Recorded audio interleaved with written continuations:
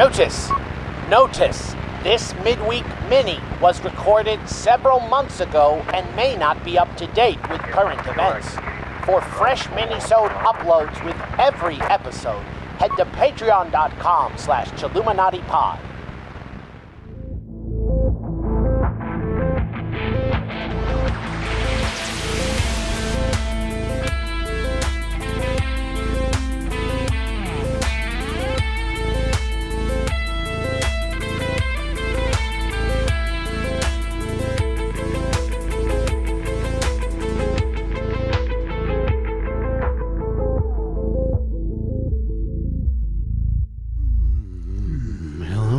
Chilluminati, and welcome to Minisode 249. Tell me how to nutmax, Alex. All right, we got GQ. We're jumping in, huh? You know Nutmax me, Dady. I just want you to go to this website because, like, I just want to read the article to you. It's so fucking crazy. Like, every sentence of it is crazy. I'm not going to read you the whole article, but this is at GQ. The fucking GIF at the top of the page is like huge and hilarious. And this article again, it's from GQ. It's by Charlie Sosnick. It's free to read. You can go check it out yourself. It's called "Meet the Nutmaxers Obsessed with Shooting Bigger Loads." Yeah. I don't Sign me up, bro. I want bigger loads. The article starts talking about like Isaac Newton poking himself in the eye. More like Isaac Newton. You know, like Isaac Newton poked himself in the eye so that he could like discover about the eye, and like just poked himself in the eye, which at great risk, you know. Or What a moron. Salk used the polio vaccine on his family and stuff like that. And so that's how they want to contextualize this. Great moments in science, before narrowing in onto the r/come bigger loads subreddit.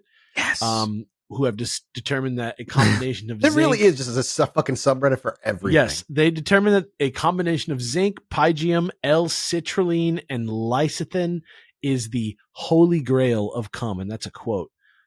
This is 47,000 visitors reading 600 posts a week, talking about things. This is what the art here. I'm just gonna give somebody this one to read. No, you can read it. No, I think no, it'd be you better can read it. I'll let Matt read it. Yeah, it's okay. You don't have to read it. What if I don't? Okay, Here we go. Here's a quote from Mathis. There, 47,000 visitors are reading more than 600 weekly contributions concerning the best supplements for, apologies for what you're about to read, shooting ropes, monster loads, and Spider-Man-like webs.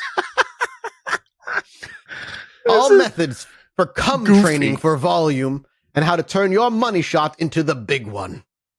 What turned all these men into citizen jizz scientists? A growing interest in male self-optimization, a pornified sense of what's normal, and a dearth of scientific consensus around the topic. So basically what's happening is people are watching porn, which is already a sex fantasy, like in the way that John Wick is not what happens with guns usually. Damn. You know, like porn is like a cartoon version of sex, right? Already. It's not bad. It's not a subhuman art form, nothing like that, but it's an exaggeration. It's designed. It's cinema. Like there's editing and, you know, there's things going on behind the scenes. It's not a depiction of reality, but people are watching it and feeling inadequate, of course, because that's what men do, as we learned today, in the Vampire Sacramento episode. And then what they do is they go, well, let's see here. On the last disc of Final Fantasy VIII, I junctioned all the correct spells through my party until they were shining gold and floating in the air. And then I'd reflect 9 versions of a spell onto the boss and I would win. And they're taking that mindset and they're applying it to their penis. And do you think there's like an award out there for biggest load? We just read the big one. I think it's all capital letters is what it is. Oh, is that actually an award? Oh shit! I thought that was just them calling it a no. If it isn't an award, they should make it one. Somebody said the big one, and you know it because it's a quote. This guy saw an ad. You know those Semen Axe ads? No. The ones What? where it's like fucking cum. Oh, I 100% know this because there was an ad series featuring beaver. No, the beavers were a different thing. It's I literally live in like cum pouring. It's like a bunch of cum. You and live in the free world of California. I live in Texas. There's none of this shit out there. Right. Well, the ad is cum pouring, and it's like it looks like a melted froyo. Like it's like trying to show you just how much cum you get, right? And cool. So he's this guy who's 27. This guy Mike. Maybe a coincidence. I don't know. Guy's name is Mike in the article. Hey, who knows? He says he saw The the dad's ads. He thought it was bullshit, but then he goes on Reddit and he's like, what are these supplements about though? And he gets like radicalized, and then he gets quarantined with his college girlfriend over the pandemic in his parents' beach house. And so they just started having sex all the time. And he felt inadequate because she had a strong libido and she wanted to be like cummed on. And he says, quote, here, this is for this one's going to be for Jesse. I honestly have no idea what this has to do with Chilluminati. I'm glad she's getting everything she wanted. She deserves a man who will try. This is Jesse. This is so out of left field. All right.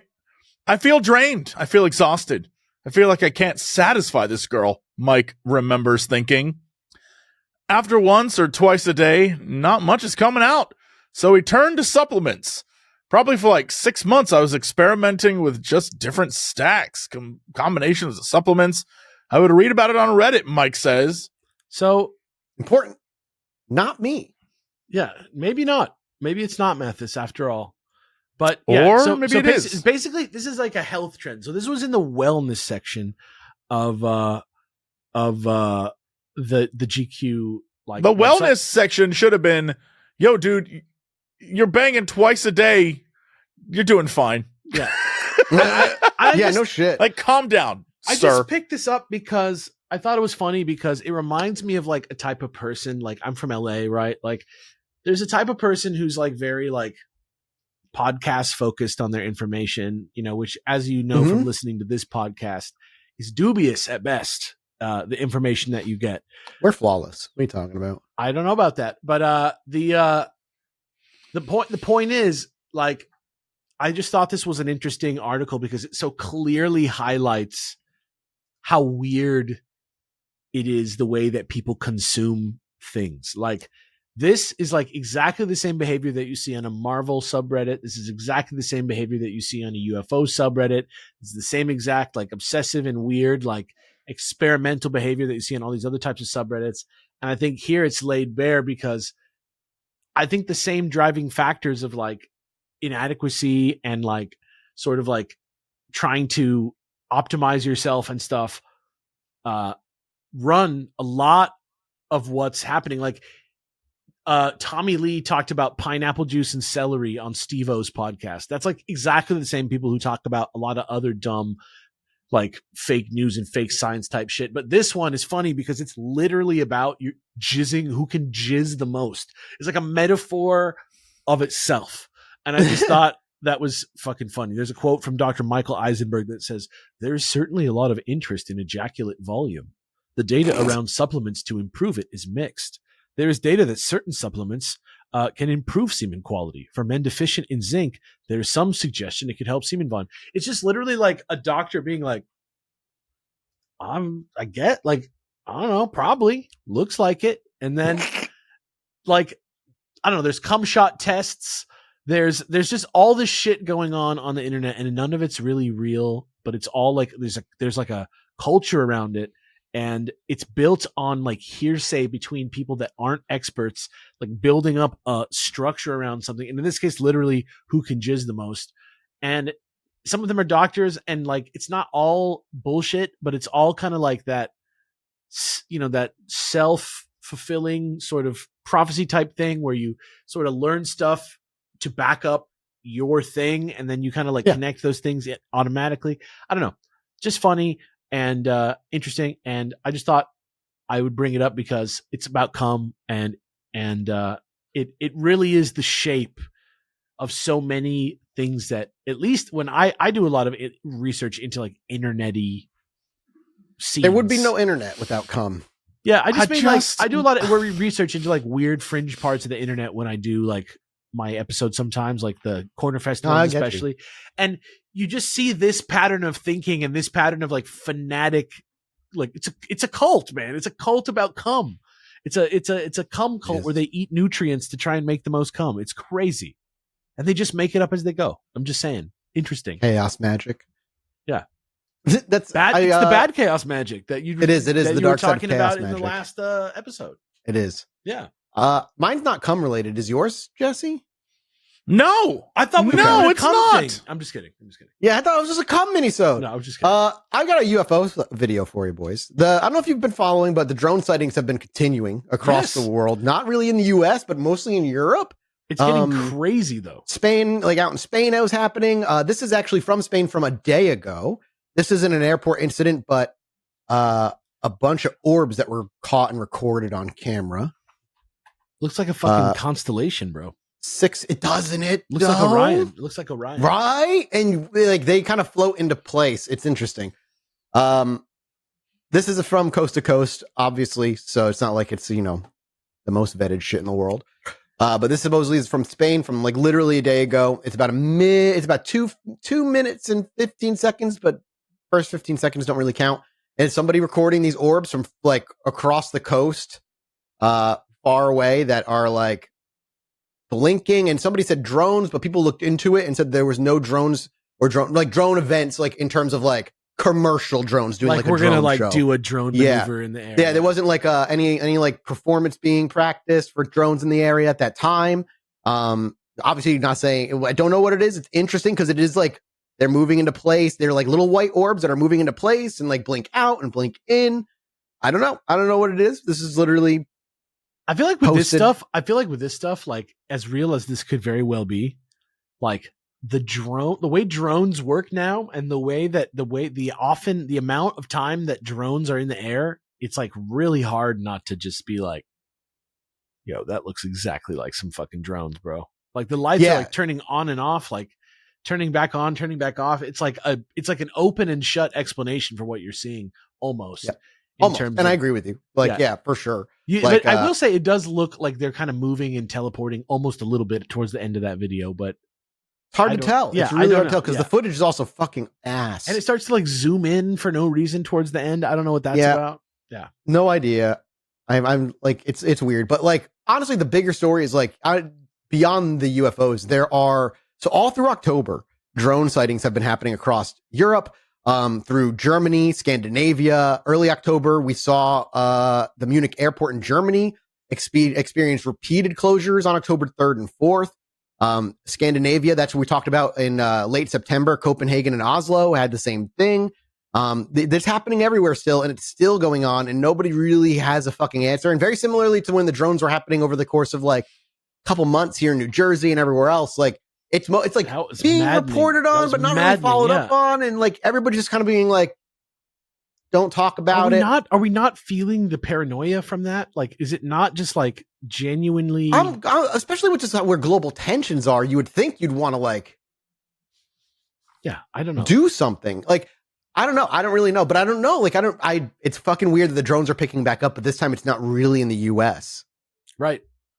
It feels, but that makes it feel more terrestrial almost, like they understand national borders or something, Yeah, or they're China's and Russia's. The only logical conclusion I could make of that, and the reason I'd say it's theirs, but the reason we're not shooting them down, is because if you're flying them over areas where like civilians are, shooting them down would mean possibly killing somebody from it landing on them.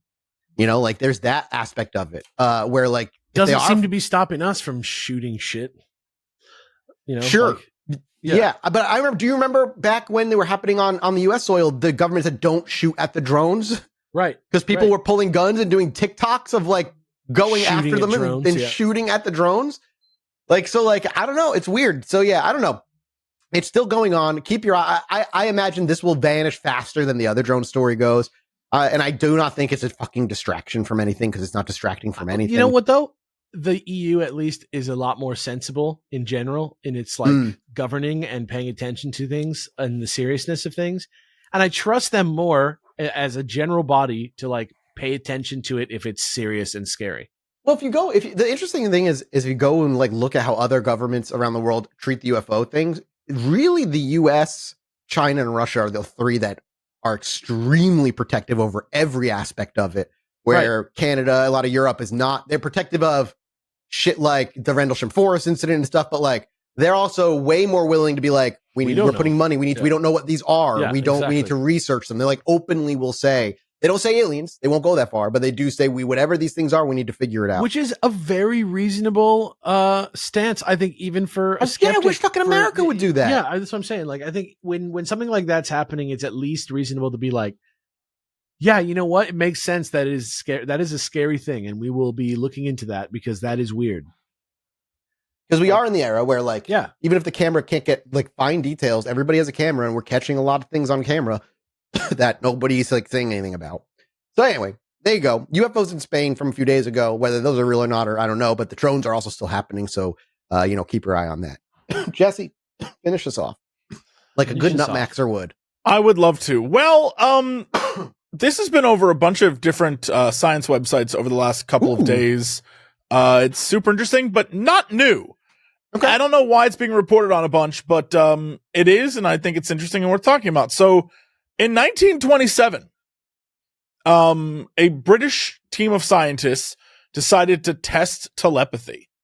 And their theory was that perhaps you could use radio waves, which were all the rage in 1927, to connect with another person's brain. I feel like we're finally at the point, too, with radio waves where we can finally say the Fermi paradox is a little outdated, assuming only everybody uses radio waves as like the highest form of communication when we're starting to unlock quantum understanding. Sure. Continue. At the heart of the experiment, Sir Oliver Lodge was basically trying to make a name for himself in wireless telepathy. He was like a spiritualist. He was, focused on human consciousness, that kind of thing. And he was backed by the Society for Psychical Research. We've talked about them on episodes. I used to love checking out one of their books from the Los Angeles Library, like main branch that looks like it's from like a Beverly Cleary book or some shit. Oh, yeah. Enfield Poltergeist, I think, is where we talked about them.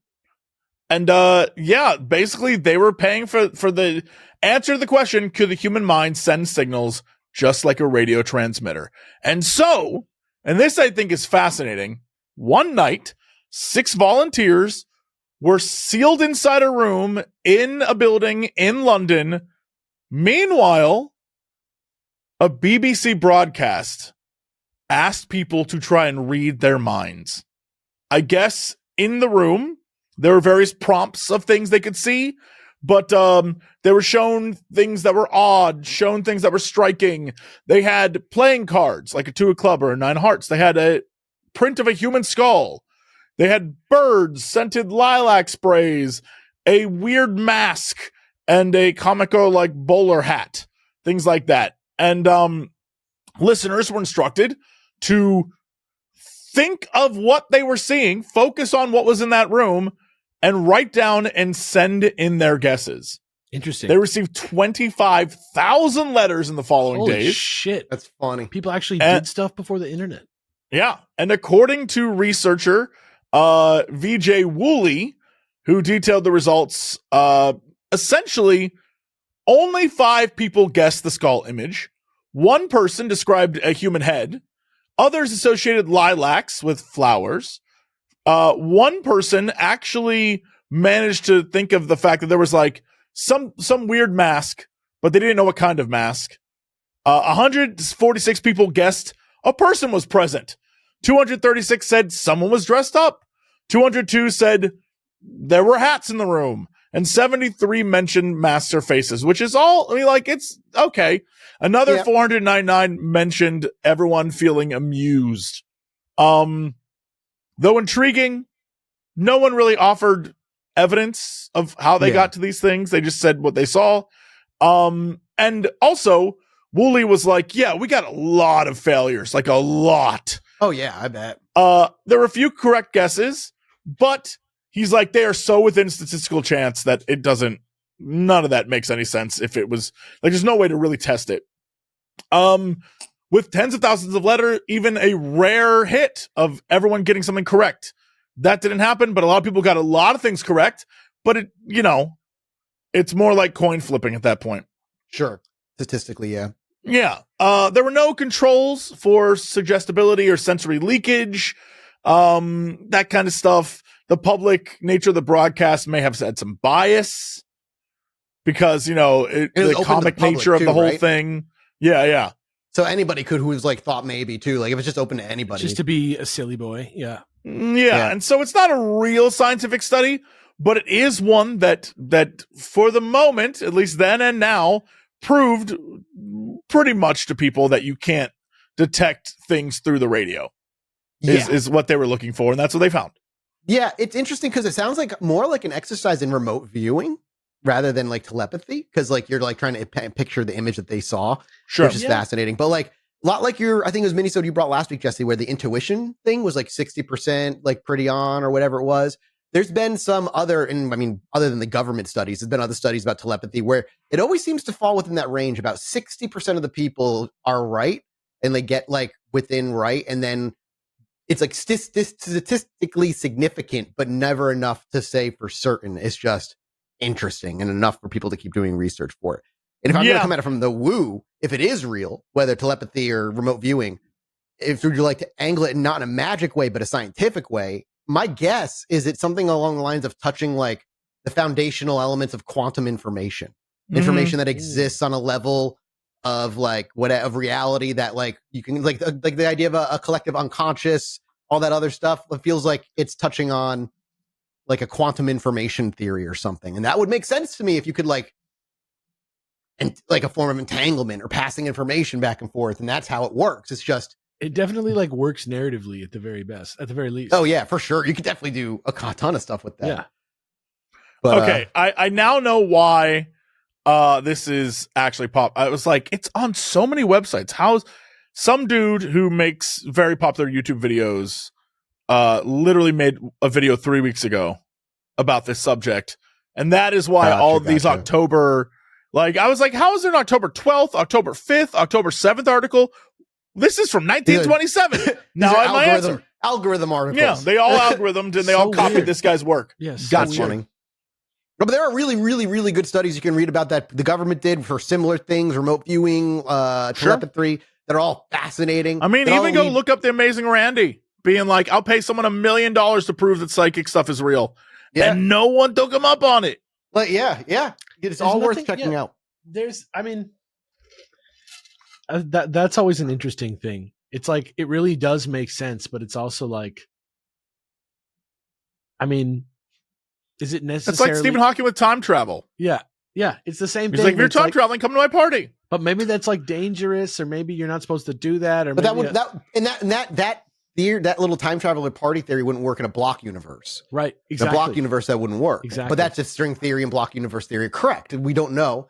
But I also it's interesting that the people who can seemingly do this with some reliability are people who meditate, like the people who like spend their lives, yogis or whatever, like who just spend their lives meditating and like exploring themselves internally that can like achieve these kinds of like altered states of potential awareness, being able to generate heat and that kind of thing. I don't know. I find it fascinating. I do think on some level of quantum, like on a quantum information level, maybe there's something there, but we're so far away from understanding how to tap that.